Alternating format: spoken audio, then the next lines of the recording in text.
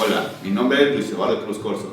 En este video les explicaré cómo hacer de forma correcta una auscultación abdominal. Lo primero que tenemos que tener es un estetoscopio con diafragma y campana y un paciente que se encuentre en decúbito supino con el abdomen descubierto.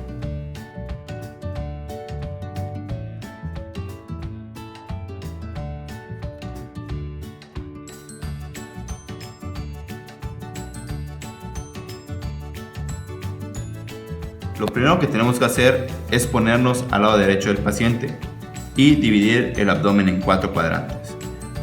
La auscultación se hará de 1 a 2 minutos.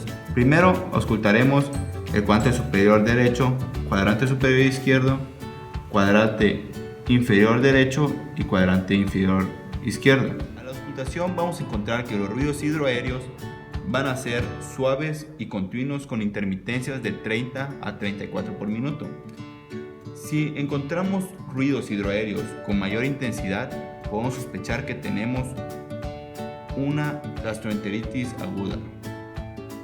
También, si nos encontramos que la auscultación escuchamos ruidos intensos, prolongados y con dolor, podemos sospechar que tenemos un iliomecánico.